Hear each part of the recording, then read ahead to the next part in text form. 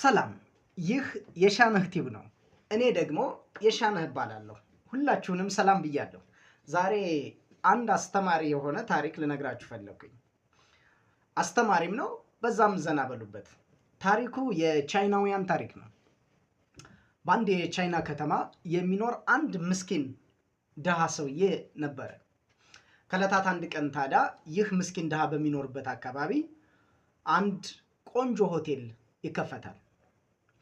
እዚህ ሆቴል ውስጥ በጣም ጣፋጭ የሆኑ ምግቦች ይሰራሉ።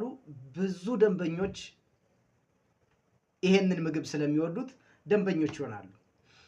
ይሄ በቅርብ ያለው ምስኪን ሰውዬ ታዲያ እዛ ሆቴል ውስጥ ገብቶ ገዝቶ ለመመገብ ገንዘብ የለውም። ስለዚህ አንድ ዘዴ ሄደ። ምን ማድረግ ጀመረ ታዲያ? ይሄ ምስኪን አርሶ አደር ወይም ደግሞ ምስኪን ሰውዬ ወደዛ ሆቴል የማይረባ ምግብ ወይም ደግሞ እንዲሁ የተሰራ ከቤቱ ምግብ ይይዝና ወደ ሆቴሉ ጋር ጠጋ ይላል። ከዛ በኋላ ከሆቴሉ የምግብ በሚሰራበት ጊዜ የሚወጣውን ሽታ ብሎ ያሸትና ከዛ በኋላ እሱ ከያዘው ወይም ደግሞ ከተራው ምግብ ይመገባል። ይሄንን ነገር በተደጋጋሚ ይደግማል። ስለዚህ ሁልጊዜ ይመጣል፣ ልክ ከሆቴሉ ጠጋ ይላል።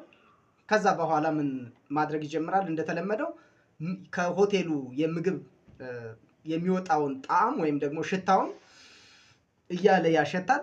ከዛ በኋላ ከእጁ ከያዘው ምግብ እየወሰደ ያጣጥማል። ይሄንን ያየው የሆቴሉ ባለቤት ግን ግራ ተጋባ። አንድ ቀን ልክ የእሱ ሆቴል የሚሰሩ ምግቦች በጣም ጣፋጭና ሽታቸውን በጣም ማራኪ እንደሆነ ከተገነዘበ በኋላ ታዲያ አንድ ዘዴ ዘየደ። እዚህ ምስኪን ሰውዬ ጋር ሄደና ከዛሬ ጀምሮ ለምትመገበው ምግብ መክፈል አለብህ ብሎ ይጠይቀዋል። ይሄ ሰውዬ ታዲያ እኔ ካንተ የበላሁት ምግብ የለኝም፣ እንዴት ብዬ ነው የምከፍል ይለዋል። እዚህ ጋር ሁልጊዜ ቁጭ እያልክ የእኛን የምግብ ሽታ እያሸተትክ በዚህ እንደምትደሰት አውቃለሁ። ስለዚህ ለዚህኛው ይሄን ያክል መክፈል አለብህ ብሎ ዋጋ ያወጣለታል። ስንት መክፈል አለብኝ?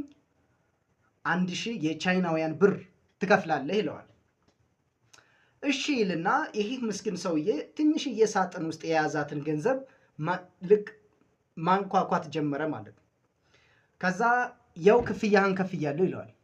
የታለ ብሩ ሲለው ያው አሁን ኳኳ አደረኩልህ እኮ ይለዋል።